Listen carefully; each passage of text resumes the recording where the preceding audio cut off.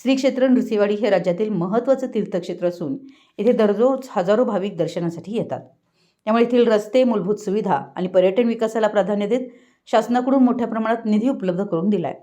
आगामी कन्यागत महापर्व काळाच्या पार्श्वभूमीवर श्री क्षेत्र नृसिंहवाडीसह संपूर्ण परिसराचा सर्वांगीण विकास साधण्यात येईल अशी ग्वाही आमदार राजेंद्र पाटील यड्रावकर यांनी दिली। नृसिंहवाडी येथे इतर जिल्हा मार्ग रस्ते विकास व मजबूतीकरण या योजनेअंतर्गत मंजूर झालेल्या 50 लाख रुपयांच्या रस्ते विकास कामाचा शुभारंभ श्रीफळ वाढवून करण्यात आला। यावेळी बोलताना आमदार यड्रावकर म्हणाले, श्री क्षेत्र नृसिंहवाडी हे श्रद्धेचे केंद्र आहे। वर्षभर तसेच विविध उत्सव काळात हजारो भाविक इथे येत असतात।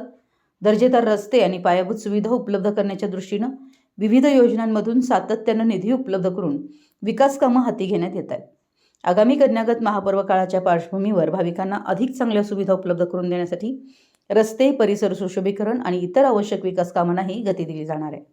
नृसिंहवाडीचा विकास हा केवळ स्थानिकांसाठी नव्हे तर संपूर्ण राज्यातून येणाऱ्या भाविकांसाठी महत्त्वाचा असून या तीर्थक्षेत्राचा सर्वांगीण विकास करण्यासाठी कोणतीही कमतरता भासू दिली जाणार नसल्याचं त्यांनी यावेळी बोलताना सांगितलंय।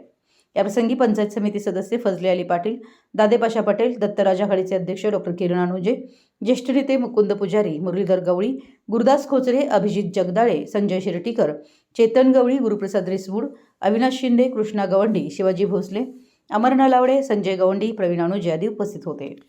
मराठी एस न्यूजसाठी नृसिंहवाडीहून संदीप अडसूळ।